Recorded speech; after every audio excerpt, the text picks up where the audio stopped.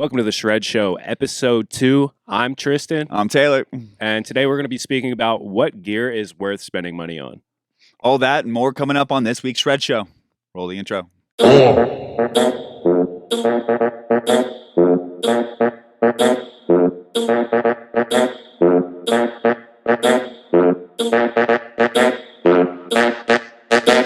What gear is worth spending money on? So I really feel like, we're skateboarders, and I feel the exact thing you want to spend money on is your quality skateboard deck.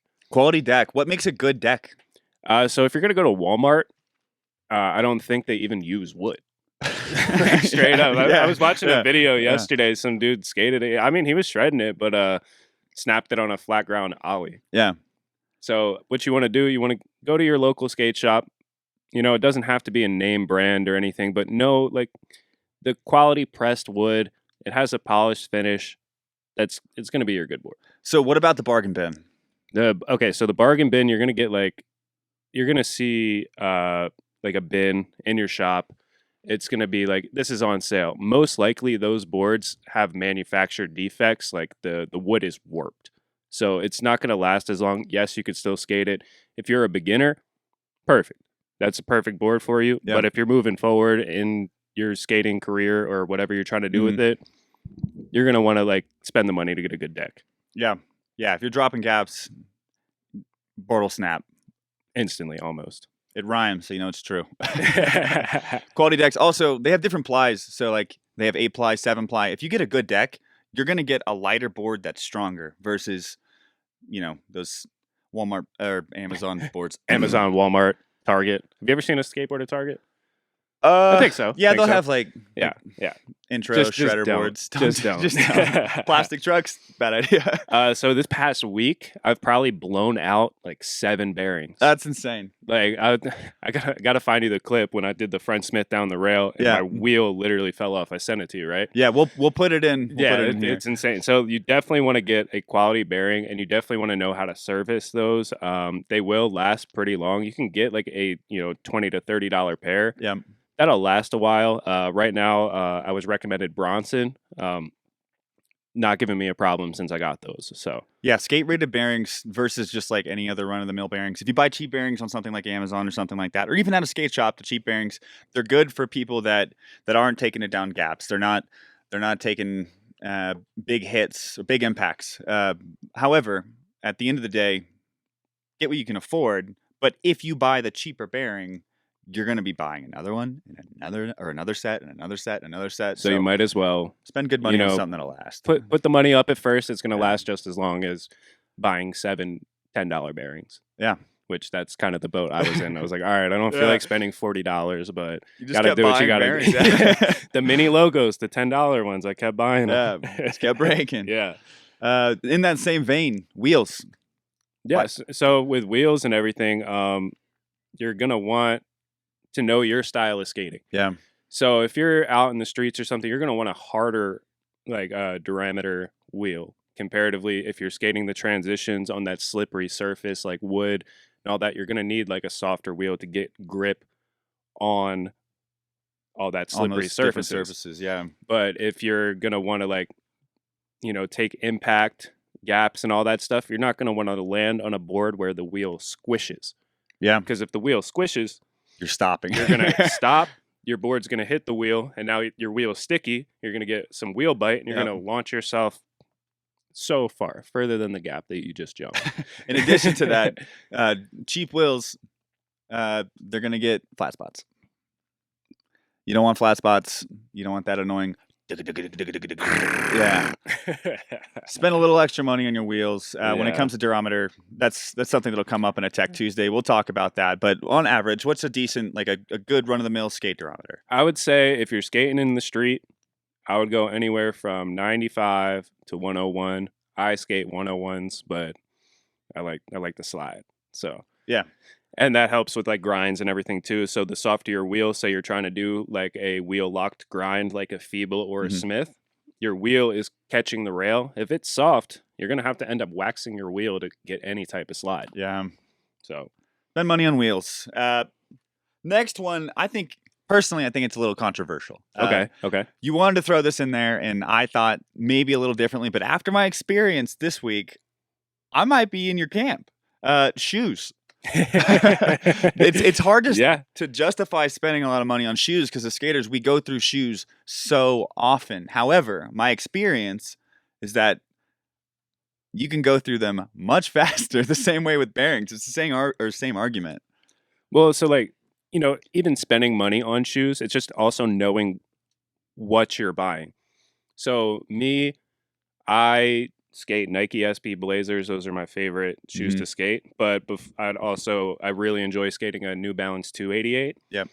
Give you a little pro tip of what I would do. I'd hop on Google. I'd write in Nike SB Blazer, New Balance 288, and I'd look at the shopping tab and I'd find the one that's on sale. Might not get the colorway I want, but I'm getting a quality shoe for like half the price. Yeah.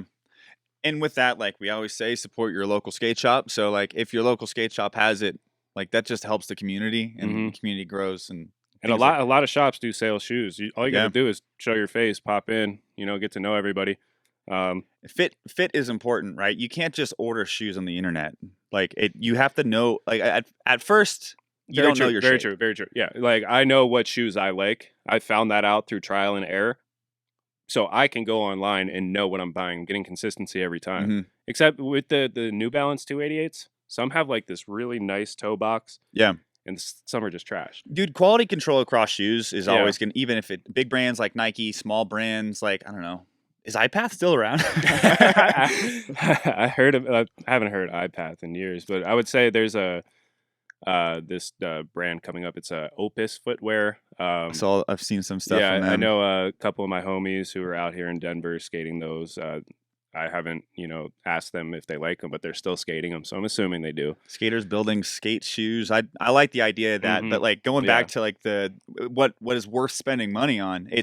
It's worth spending money on a quality shoe that's going to last. If you buy a cheap Walmart skate shoe, you're gonna tear through it. You're like there's no amount of how about those sneaker creator shoe goo or anything, but like those you ever seen the fake Vans at Walmart? Dude, yes. Like, what is that? Can someone tell me what that brand is and what were they actually thinking? Yeah, and the other day I saw a pair of Vans that like I haven't seen them anywhere else, but I was at Kohl's and they had like an iteration of Vans that I don't know if it's just like they wanted to slap their logo on something. Like I love Vans as a brand. Yeah, they're the OG classic skate shoe. They've always supported skaters, skateboarders, BMXers, you name it. They've been back in action sports since day one. But like I don't know what was at Kohl's, but like it was a lower tier of the shoes. So my main point is that like it's important with shoes to make sure that you're buying the quality version. It's got to be real, right? And it's gonna last.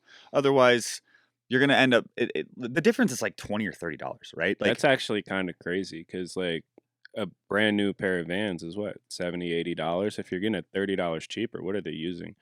Right, and also like $30 cheaper, you're gonna be buying it twice as much. Like you're buying two pairs of shoes as much as you're buying one. Yeah, I don't know. Spend money on shoes. Going over to my side or my neck of the woods, lenses. I think price point way higher than shoes. Maybe like $20-$30, right? Yeah. Cinema gear's never cheap, but like quality lens goes a long way when it comes to production value. I would say when it comes to what the image ends up looking like, the difference between a quality lens and a quality body, the image will be, you'll notice a better image from the lens. So spend good money on a lens, warranty your lens. Get insurance. Insurance warranty. Insurance is great, especially with us skaters. But yeah, quality lenses, good glass goes a long way. You're gonna get faster autofocus. If what do you think are some good like top 3 brands of lenses? Ooh, it's gonna depend on platform. But I think for like good value, you're gonna get quality for what you're getting. Tamron makes good lenses for the price. Sigma makes good lenses for the price. And then at the end of the day, the used marketplace, there's no reason not to buy used with most camera gear, especially for videography. You're not dealing with shutter counts and stuff. So like, yeah, I would say Sigma, Tamron and used All right, I could name dig brand. it. I could dig it. Can dig that. Another cinema focused subject, SD cards. Any type of storage that you're using, you don't want your storage to fail. Amazon has these cheap options of things like SD cards or CF Express cards. Just don't get them. They are unreliable. It's flash memory, so you're already dealing with something that is like going to be inherently kind of finicky. So just go ahead, buy a quality brand. By quality brands, I mean if like Sony makes good brands. I talk Well, I about know Sony they a have lot, like but the classes SD cards. Like I have the slim knowledge of stuff. Like I know when you're filming in such high rate, is 10 like the highest? class Or 10. Well, frame rates matter, so that's like your read write speed. So like if I want to shoot at a high frame rate, so let's say 240 frames per second, which is like slow mo. yeah. You need to be able to write to that card much faster. So you have to buy a card that's willing to accept those speeds of read write.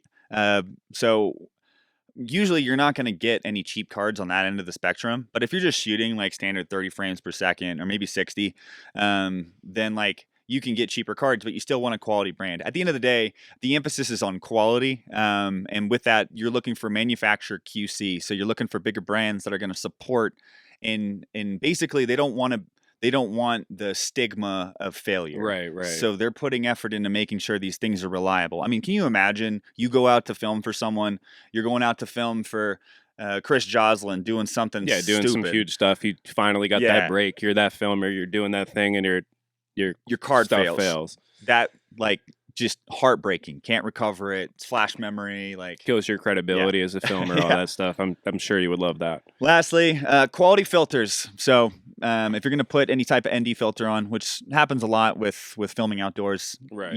you want something good. If you have like a variable ND, sometimes they have some type of distortion, or they have you'll see it with it looks like shading almost. So like there's an X that'll show up and it's like a dark X. If you get quality filters, you're not going to compromise the quality of your lens. And that's really what it is you spend good money on your lens, you put a cheap filter on it, you might as well have just got a cheap lens. We were just saying we got to spend money on lenses right now. That's why filters came second, just for that specific point. Right. All right, moving forward.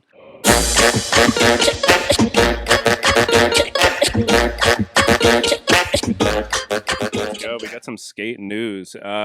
So I was blessed enough to get a invite to the new Snowbond opening up in Thornton. Yes.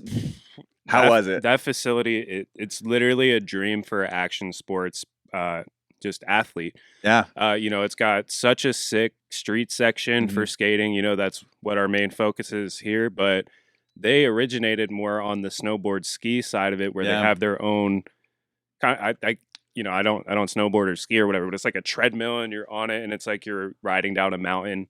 Oh, that's in sick. A facility. It's tight. They got trampolines. You can do like trampoline skateboarding there. They got launch ramps and the mini mega ramp. That's great with a resi too. Right? Yeah, with the resi. If that wasn't there, I would not be sitting here right now. I literally took the first run. I never skated any type of transition like that. So as a street skater, I'm like, oh, I gotta like lean back a little bit when I'm going up on the ramp. My board shot probably 30, 40 feet to the other side of the facility, and I'm upside down. My head is just like I accepted death. I was like, this is what my life has come to do a half backflip at Snowbond on the day before opening day and kill myself. And that's their second location, right? Yeah, their second location. They do have a location in Centennial. Yeah. But the only skateboarding there is a small mini ramp, which is also pretty cool. But yeah. I think the concept behind that, like providing a space to practice, learn, and progress, is great. And indoor skate parks are becoming a thing of the past. Municipalities are building outdoor parks all over the place, and there's something comforting about trying a trick on wood or like on a resi versus they got concrete. the flooring there too. So if we're your traditional indoor skate parks, like super slippery, like we were talking about at Curbside on the last episode. I don't know what material they're using, but it's really grippy. And I like I said, I skate the 101 Duro wheels that are super slidey. I'm gripping to this floor that's in there. And like, not to rip on curbside, because curbside I is love it's curbside. great too. Curbside's my go-to spot. And honestly, there's a different application for the two different types of grips, right? So like, Mhm. if you're trying to land, like throw really big stuff with a lot of spinning, sometimes that surface helps. Like you said, you actually enjoy sliding on that surface. So when it I comes do to like flatline a tricks. forgiving surface, especially when you're Yeah. landing on it and you want to like let the ground eat your fall. Yeah, So you can kind of like slide with it. You're not getting all bruised up and beat up. right. So yeah, there's certainly pros to both, but like they're Snowbond's. It seems like their mission is to try and support the progression. Love that. And yeah, they're a 8-year-old company and now have 2 facilities, which are insane. Good on like 'em. they're crushing it. I'm super glad and thankful to be a part of that opening event. Yeah, that was sick. So thank you, Snowbond, for that. Moving on, Nikon agrees to purchase Red cinema cameras. This is, to me, this is insane. I mean, Nikon's a great camera company, but Red is highly regarded as like, it's the you made it as a cinematographer camera. Right. Like, Okay. it is. They're stupid expensive, but they create amazing images. And I'm curious what's going to happen. The purchase hasn't gone through yet at the time of this filming, but it's in agreement. I don't know. Hopefully their prices come down, or if there's something, Or maybe they make like a cheaper DSLR version, Red type. I don't integrate the Red sensors into some Nikon bodies to create a hybrid shooter. Who knows? But I think that's exciting on my end. Yeah, I'm excited to see what happens with that, and if we can get something to work with that and make some kind of film, lose it. Nikon. hey, Skateboard Network. Anti-Hero's Turbo Island video dropped a couple days ago from shooting this. Yes. It was such an exciting video to watch in the beginning. Like, they're just getting trash skating. This reminded me of like Baker OG. OG Baker. Like, I was like, yo. Baker boys back at it. I mean, but like Anti-Hero, I haven't heard about Anti-Hero in like decades. Like, yeah. are they coming back with that type of image? Like, I guess we'll have to come and see, but it's definitely a fun video to watch. I'd peep into it. It's the skaters video, right? Like it's that video is the quintessential skating community video, right? I literally texted you. I was like, bro, you have to watch this like now. And I was in the middle of something, and he was like, dude, no, it's great. And I was like, all right. So I stopped everything I was doing. I watched the video, and I was like, oh my, like, dude, that was sick. Right. Like it was a lot of like, I wouldn't say like super hard stuff. It's not bangers, but it's cultural. It was fun. It was a culture fun video to fucking watch. Yeah. It was a good time. It was a fun video to watch. Yeah, it just made you want to get out and like just go skate with your friends and stuff. Yeah. It was good. PTZ cameras with AI auto track. What is that? Pan, tilt, zoom cameras. This is something that has existed in the industry. It's never been used. But you and I were having a conversation the other day about potentially the application of standing cameras in an indoor skate park. So having set cameras like you'll see on the Resi at Woodward West. Yeah, so practically having like an indoor skate park with a camera set up already. So you do a trick and it's already clipped up. You're not going to have to go up to your homie and be like, hey, I'm like really trying this and I'm getting close. I might waste an hour and a half of your life to try to do this trick. Yeah. But everything's getting filmed on a continuous basis. But at NAB 2024, there's a company called Marshall that's going to be unveiling one with AI auto track, which you'll see the same type of thing that you'll see on, forget what it's called, the DJI Ronin auto track. So like it'll follow you. So I got excited about this because the potential for this application in a top tier skate park like a Woodward or like anything that's going to try to set the precedence. Even on Snowbond too. So. Right. Like it's just, let's say you have one set up on the mani pad and somebody like nails it, like does something sick, and like they could just go and pull their clip. Like that's, I don't know. Maybe I love have the like idea an app integrated or something that you could pull live footage from the cameras. I don't know. Yeah, but I think the potential for this AI auto track with these pan tilt zoom cameras is sick, fire. Especially for this community. Super duper fire. Nikon Z9, they have a new update, the 5.0 for those who have Nikon cameras. And the reason why I'm bringing this up is because they have a auto capture improvement, which there's two things within that update. They have an auto capture improvement and they have LED flicker reduction. As a filmer, you're stuck in a position where you don't have a lot of control over your lighting. And unless you're bringing full light rigs. But oftentimes buildings nowadays are using LED lights, and having that flicker it's the bane of my existence, like just trying to navigate around it. So they have built-in flicker reduction presets, so you could go through the presets and find something that works with the camera where you won't see flicker on screen, which is great.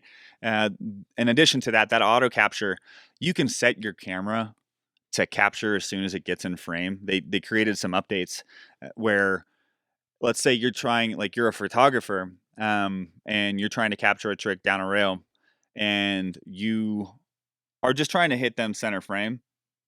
This will help you get it center frame. It'll automatically start taking the photos for you when it gets center frame. You just have to follow it. It just keeps it type flush, pretty much. Yes, that's awesome. Anything that can help artists be more creative and like increase the workflow. I'm right. a huge fan of. Totally dig that. Moving on.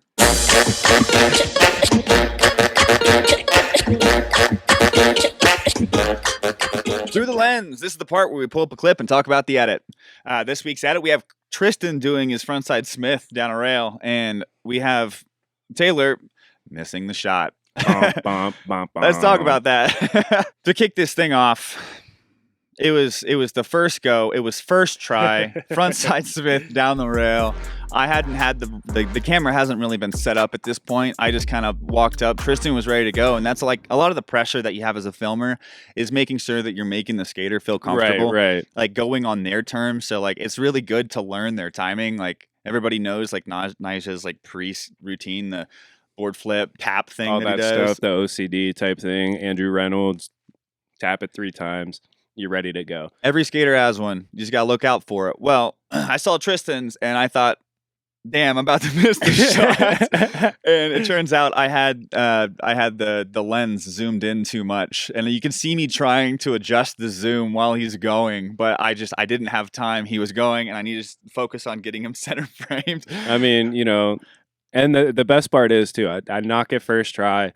I feel like, I'm not like too afraid of like doing like a front Smith down a rail or whatever, but it's always like when you're first hopping on, like it's more like that warming up stuff, and it's like I'm getting up on the rail. Yeah. Like, all right, now I broke the heebie-jeebies, but now I'm like, okay, I did it once, I could do it again. I'm literally going back over it for 15 more tries and couldn't land it again. And I'm like, all right, let's move on. We made something out of nothing. It's probably our best Instagram post as of right now. And it's a terrible feeling as a filmer knowing it's funny. Seeing the skater slam. I'm like, God, dude, I missed that, and like it was my fault. It's all good. It's all good. Normally, we want to talk about the successes and how to get a shot, but I think in this case, you can learn from my mistake with this one. And it's also like we're also getting started. We're brand new. I think we just hit our month mark like today. Filming our second episode here. Yeah. So I mean, we're gonna have failures. We're gonna have major successes. It's just all part of the game. Yeah, and I mean, I've been a filmer for probably about 2 or 3 years now, consistently for other people, and then like other stuff for product photography, maybe another 2 or 3 years on top of that on the front end. But when it comes to getting shots like this, the important part is setting expectations. So like I got up basically in position to film the shot before the camera was ready. I shouldn't have done that. Like that cued Tristan that like, okay, it's time to get this shot. So I should have just stepped back and just honestly, usually what I do is I just stare at my camera. I won't look up at you until I get everything done. Wait. I know when when I got my friends filming and stuff, like I would look at them texting. I'm like, I'd be like, oh, snap at them. So like, I'm ready. I'm like, hold on. No, you're not. We were trying to get a good low angle so we actually capture the board and follow it down. But like, I just wasn't ready. We did film it at a slower frame rate. It's indoor lighting at a place that doesn't have great controlled lighting. So when it came to this shot and like the talking about the edit, most of this is just sort of highlighting. Don't be afraid to fail. No, it's gonna happen. Like it happens. You have the conversation, and then you learn from it, and you move on, and you just set realistic expectations. So the major takeaway from this is just get yourself set up prior to cueing to the skater that you're ready. So if you're filming a shot, like a very specific clip, while you're still hanging out your bag, pulling out your gear, get your camera set up. Don't do it while sitting on the stairs under the rail. Could have sworn I hit you with the, yo, you good? You're like, yeah. Dude, probably. I might have.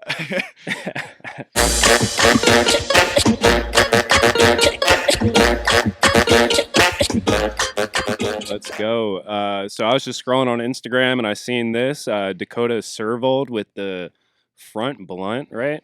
Yes, sir. Down a double kinked rail. Yes. That was just so. It might be like a triple kink. I don't even know. Double kinked rail.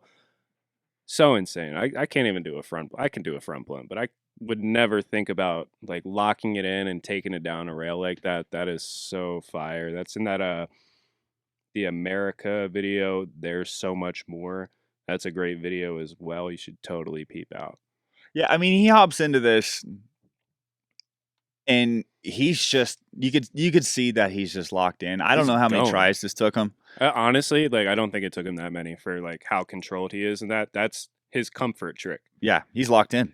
Like if you're sending something down that rail, that's something that you were comfortable doing all the time. Like you're like he would send that down like a 20-stair rail if it had the opportunity to. Like how comfortable like he could sit into that. It just and just the double kink while being in that position. It's just if you get caught up on that first kink.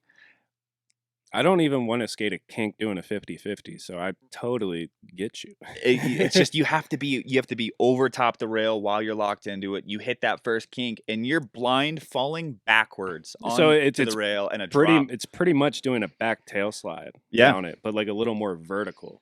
So shout out Dakota Servold. Yeah, super sick.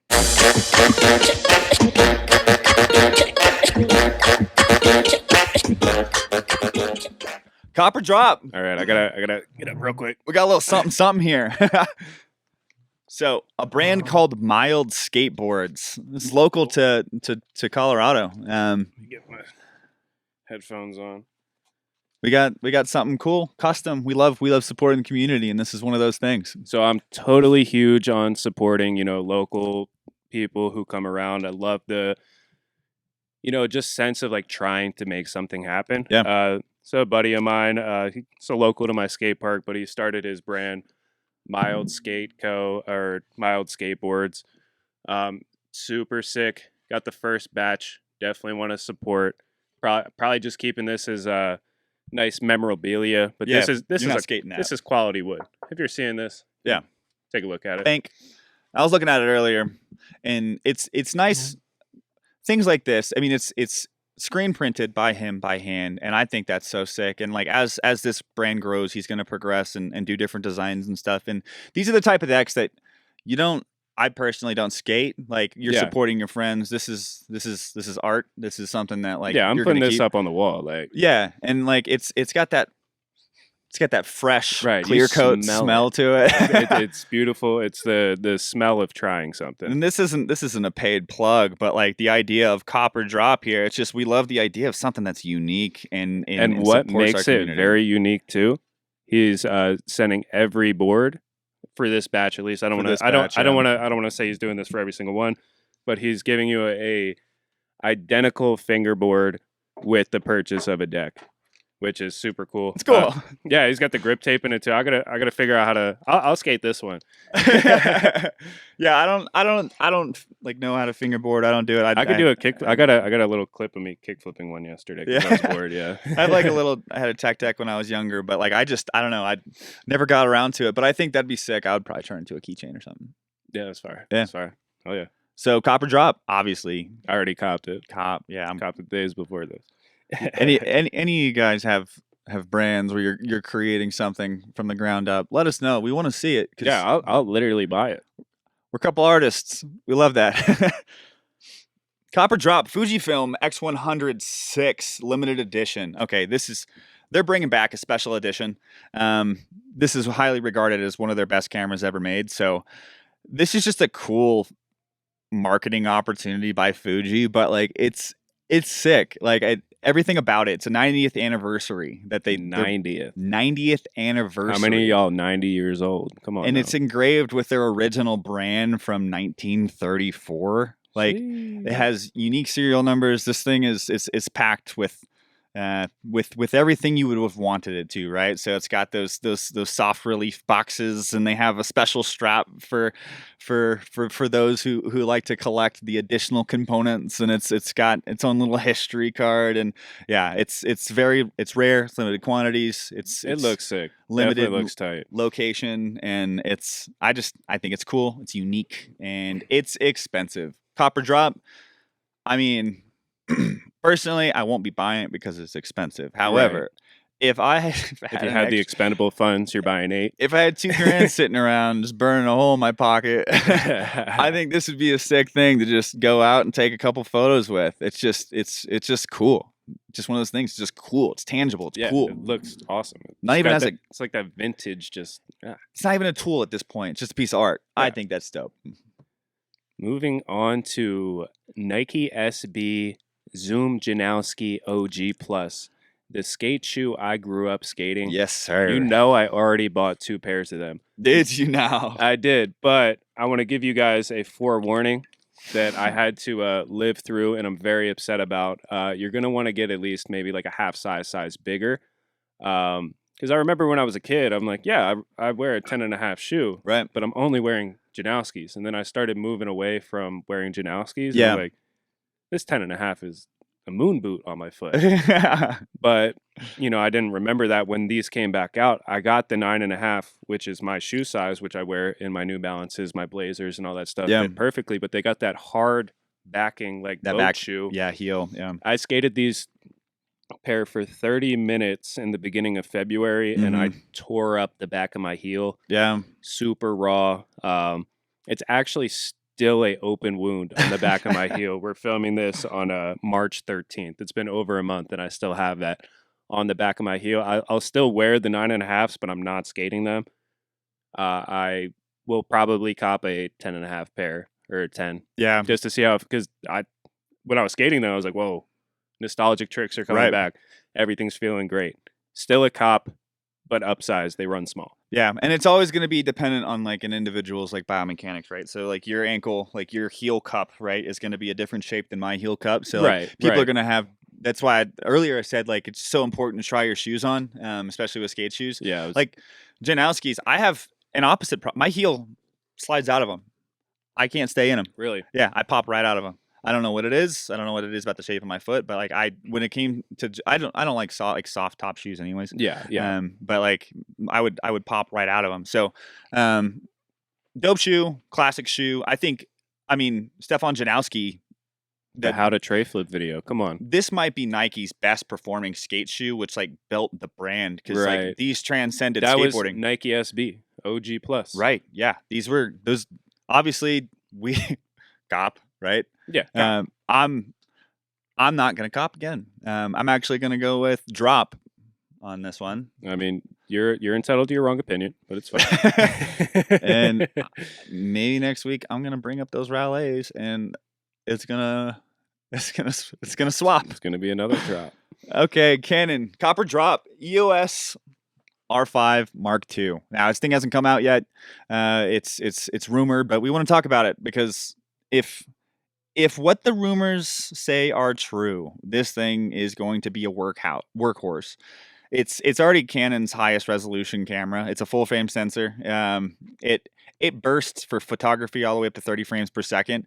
So it's essentially a photography first hybrid. I would buy this thing almost primarily for filming, but that's where this gets interesting. The frame rates are rumored to be 8K up to 60 frames per second, which is just unbelievable. If they manage to pull that off, in 4K up to 240. So this thing, whenever we're shooting 4K, we're dropping down, or 240, we're dropping down to 1080p. Right. That way we can get enough color information. But this is supposed to be full 422 color at 4K 240, which is just incredible. I hope they do it. And that just pushes other brands. Like it would undercut the Z8 by Nikon. It would undercut Sony A7R5. It's not out, but let's the Nikon Z8. I didn't even know 8K was a thing. It's It's a thing for people who care. Honestly, there's It's insane. the way we all consume information, like it's almost pointless, but it's great for cropping in, right? So like if I'm filming a scene and like we shoot this in 4K, if I want to crop something in or zoom into a face, I can zoom in up to Flawlessly, pretty much. 4x, right? Or a quarter of the screen, and it's going to look like 1080p. And we won't, there's no depreciable difference that you'll see in Right. the platform that we're posting this on, which is YouTube or Instagram or you name it. You're not going to see it, especially after they compress the hell out of it. It's wild. Copper drop. Cop. That's sick. I mean, it sounds cool. It's I rumored. want it, even though I don't film like that. I want it, though, so I'm gonna cop it. I want those frame rates. I had a Canon T3i when I was growing up, so Yeah. let's go. if they got 4K 240, that means this thing could probably support like 480, 1080. So that's I'd love that. Hell yeah. That slow-mo yeah. shot would be sick.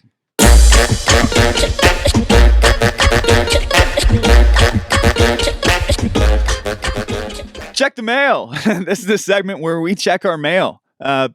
We don't have many mail. We don't have any mail. All right, moving along.